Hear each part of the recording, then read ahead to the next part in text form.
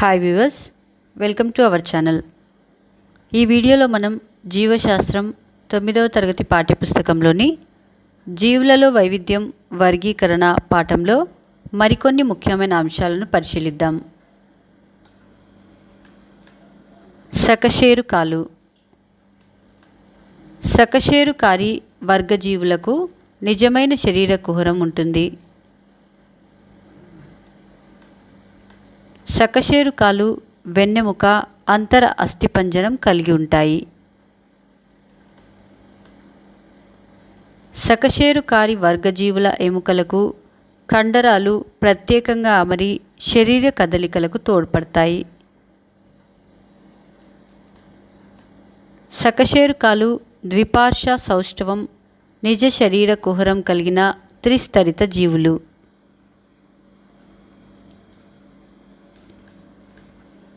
సకశేరుకారి వర్గజీవుల శరీరం అనేక విభాగాలుగా విభజితమై ఉంటుంది.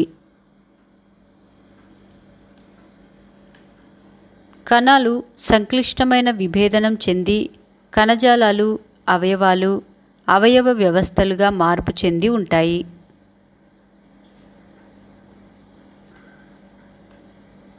కార్డేటా జీవుల లక్షణాలు. కార్డేటా జీవులు పృష్ఠవంశంను కలిగి ఉంటాయి. కార్డేటా జీవులు పృష్ఠ నాడీదండంను కలిగి ఉంటాయి. కార్డేటా వర్గజీవులలో కొన్నింటిలో మొప్పచీలికలు, మొప్పగదులు ఉంటాయి. కార్డేటా వర్గజీవులకు పాయు పురపుచ్చం ఉంటుంది. కార్డేటా వర్గజీవులు త్రిస్తరిత జీవులు. కార్డేటా జీవులకు శరీర కుహరం ఉంటుంది. కార్డేటా జీవులను 5 తరగతులుగా విభజించారు. అవి చేపలు, ఉభయచరాలు, క్షీరదాలు, సరీసృపాలు, పక్షులు.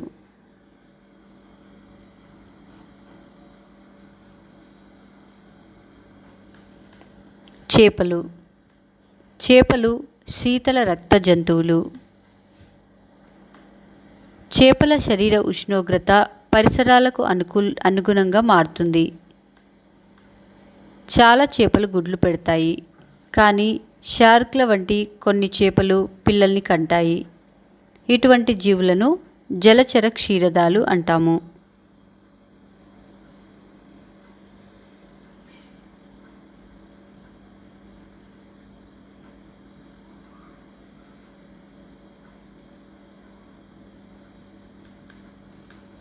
డాల్ఫిన్, తిమింగలాలు జలచర క్షీరదాలు.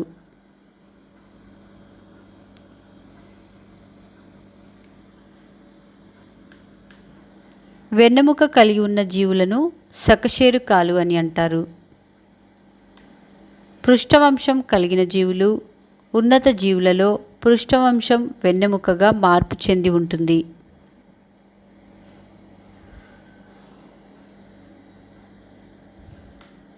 వాజాలు తోకలను కలిగి ఉంటాయి. చేపలు మొప్పల సహాయంతో జల శ్వాసక్రియ జరుపుకుంటాయి. చేపల గుండెలో 2 గదులు మాత్రమే ఉంటాయి.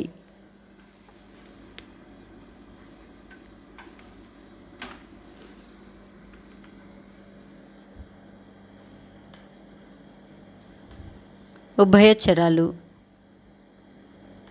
ఉభయచరాల లార్వాలు నీటిలో నివసిస్తాయి. ఉభయచరాల ప్రౌఢజీవి నేలపై నివసిస్తాయి. ఉభయచరాల యొక్క చర్మం తేమగా ఉంటుంది. ఉభయచరాలు గుడ్లు పెడతాయి. ఇవి వెన్నెముక కలిగిన మొట్టమొదటి జీవి. ఉభయచరాలు నీటిలో, నేలపై జీవించగలుగుతాయి. ఇవి శీతల రక్తజీవులు. ఉభయచరాలు గ్రీష్మకాల, శీతాకాల సుప్తావస్థలో చూపుతాయి. ఉభయచరాల గుండెలో 3 గదులుంటాయి. ఉదాహరణకు కప్ప.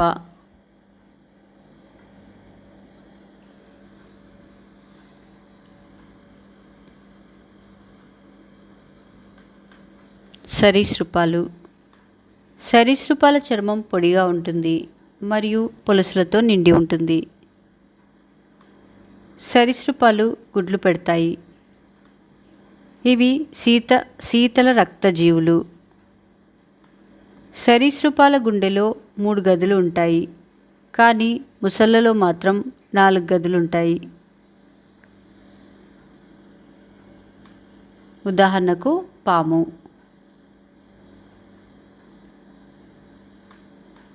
పక్షులు. పక్షుల శరీరం మొత్తం ఈకలతో నిండి ఉంటుంది.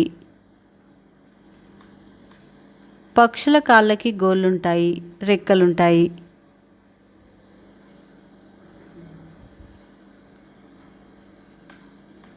పక్షులు ఉష్ణ రక్తజీవులు. వీటి గుండెలో 4 గదులుంటాయి.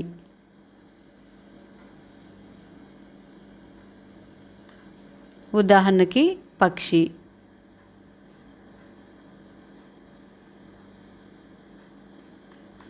క్షీరదాలు. క్షీరదాలు పిల్లల్ని కని పాలిస్తాయి. వీటి శరీరంపై రోమాలుంటాయి. క్షీరదాలు ఊపిరితిత్తుల ద్వారా శ్వాసిస్తాయి. నేలపై నివసించే క్షీరదాలు బాహ్య చెవులు, 4 చలనాంగాలు ఉంటాయి. అవి పూర్వాంగాలు 2, చరమాంగాలు 2.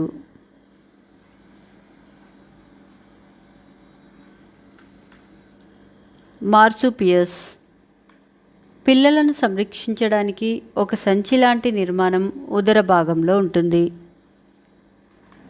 ఉదాహరణకి కంగారు.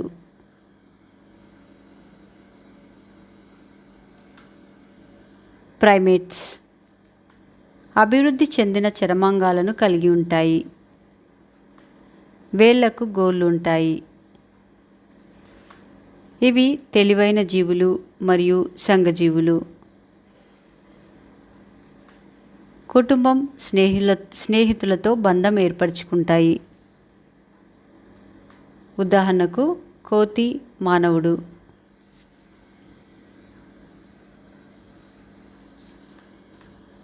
రోడెంట్స్. దవడలు కలిగి ఉంటాయి.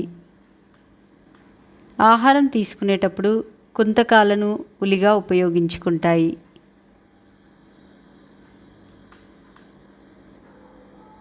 కఠిన ఆహార పదార్థాలను సులువుగా తింటాయి. ఉదాహరణకు ఎలుక, కుందేలు.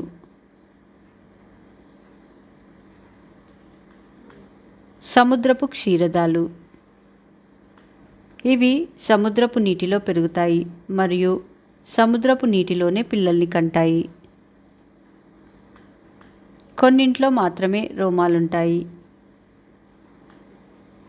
మిగతా వాటిలో చేప వలె చర్మాన్ని కలిగి ఉంటాయి.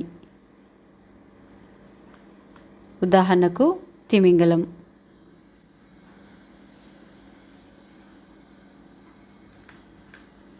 ఎగిరే క్షీరదాలు. ప్రతిధ్వనులను ఉపయోగించి గమ్యం నిర్దేశించుకుంటాయి. నిశాచరులు. చెట్ల తొర్రలో, గుహలలో నివాసాలు ఏర్పరచుకుంటాయి. ఉదాహరణకు గబ్బిలం.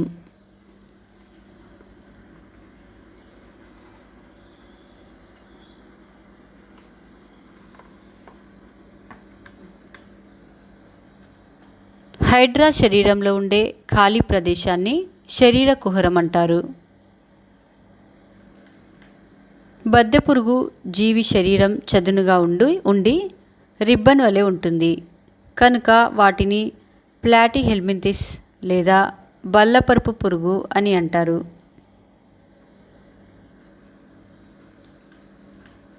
నులిపురుగులు గుండ్రంగా ఉండి ఇతర జంతువులపై ఆహారం కోసం ఆధారపడతాయి. కావున ఇవి పరాన్నజీవులు. వీటి శరీరంలో శరీర కుహరం ఉండదు.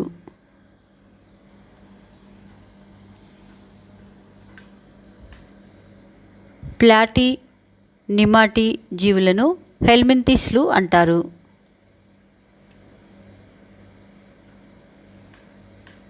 వానపాము శరీరం ఖండితాలుగా విభజించబడి ఉంటుంది కనుక వాటిని అనెలిడా వర్గంలోకి చేర్చారు. బొద్దింక జీవులను ఆర్థ్రోపోడా వర్గంలోకి చేర్చారు. ఆర్థో అనగా కీళ్ళు అని, పొడా అనగా కాళ్ళు అని అర్థం.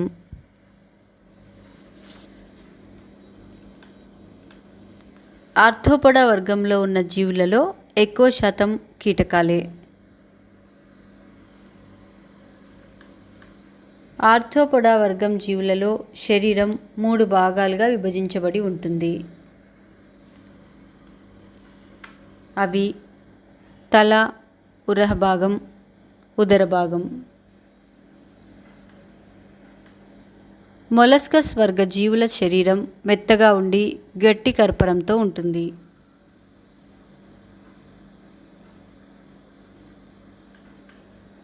దత్త శరీరం మెత్తగా ఉండి గట్టి కర్పరంతో ఉంటుంది. ముత్యాలను ఉత్పత్తి చేసే మొలస్కాలను ఆయిస్టర్లు అంటారు.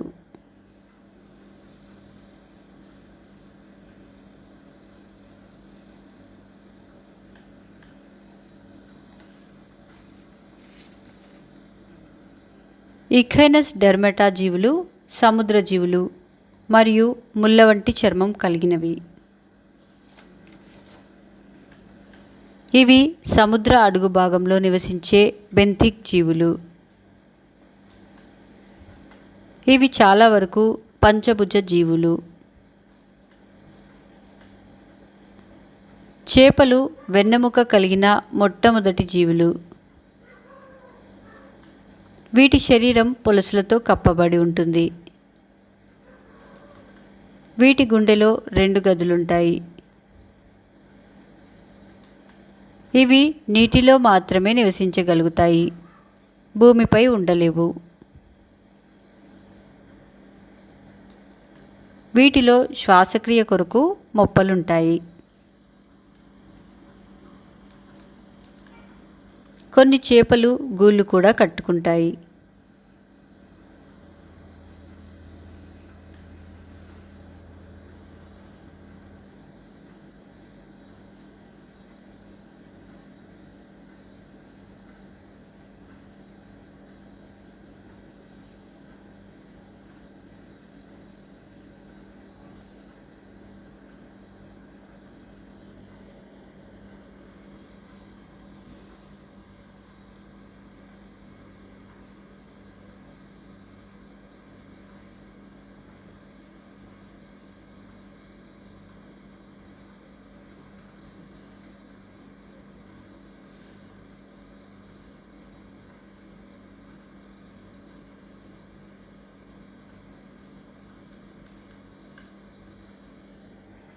చిక్కుడుకాయను మన రాష్ట్రంలో ఒక ప్రాంతంలో, ఇంకొక ప్రాంతంలో గోరు చిక్కుడు అని పిలుస్తారు.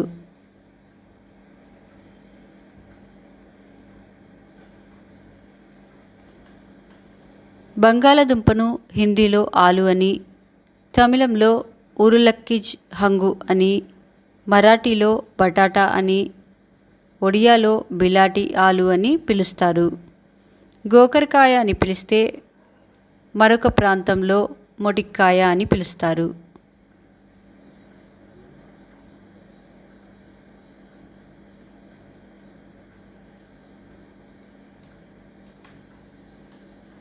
ఒక జీవిని ప్రత్యేకమైన ఒక శాస్త్రీయ నామంతో పిలవడాన్ని నామీకరణ విధానం అంటారు. 18వ శతాబ్దంలో కరోలస్ వాన్ లిన్నెయస్ ప్రతి జీవికి 2 పేర్లుండాలి అని చెప్పాడు. మొదటి పేరు ప్రజాతిని, రెండో పేరు జాతిని తెలియజేస్తుంది. దీనినే ద్వినామీకరణ విధానం అంటారు. శాస్త్రీయ నామం ఆంగ్లంలో రాసేటప్పుడు పాటించవలసిన సూచనలు.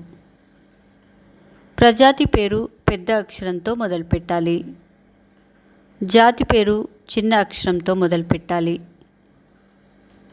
ముద్రించేటప్పుడు శాస్త్రీయ నామం ఇటాలిక్స్లో ఉండాలి. చేతితో రాసినట్లయితే జాతి ప్రజాతి పేర్ల కింద గీత గీయాలి. మామిడి శాస్త్రీయ నామం మ్యాంగిఫెరా ఇండికా. మానవుని శాస్త్రీయ నామం హోమోసెపియన్స్.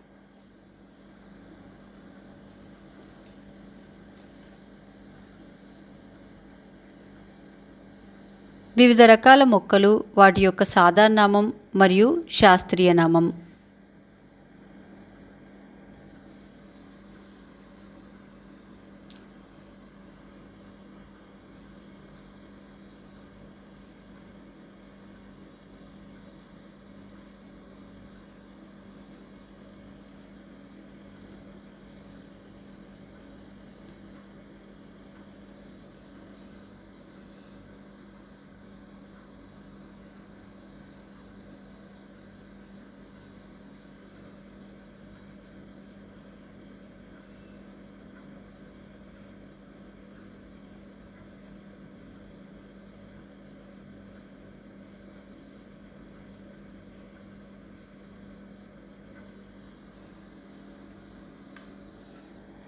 వివిధ జంతువులు వాటి యొక్క సాధారణ నామం మరియు శాస్త్రీయ నామం.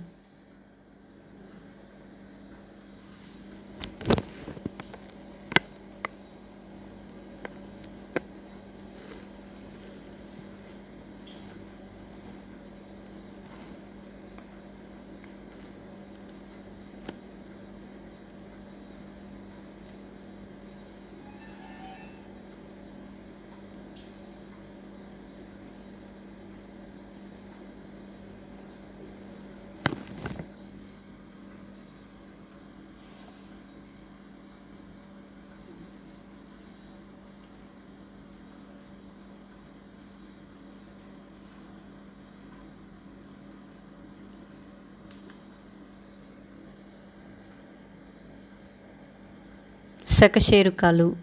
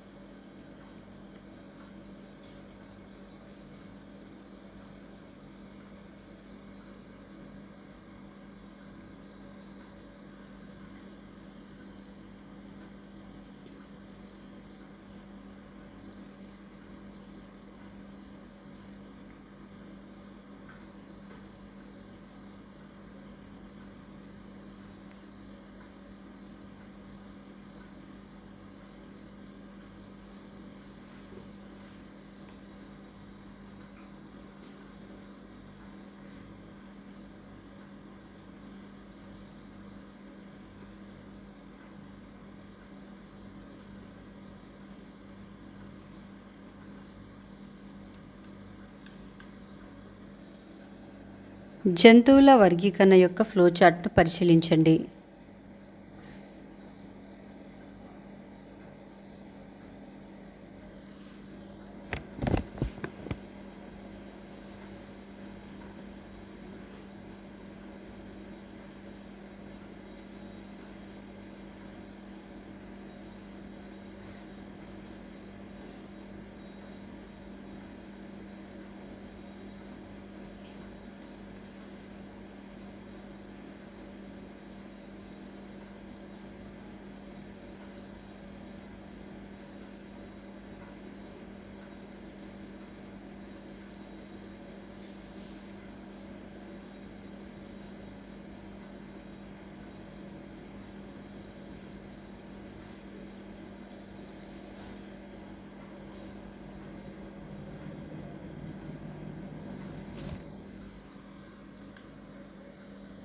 మా నెక్స్ట్ వీడియోస్ యొక్క నోటిఫికేషన్ మీకు రావాలంటే మా ఛానల్ను సబ్స్క్రైబ్ చేసి బెల్ బటన్ను నొక్కగలరు.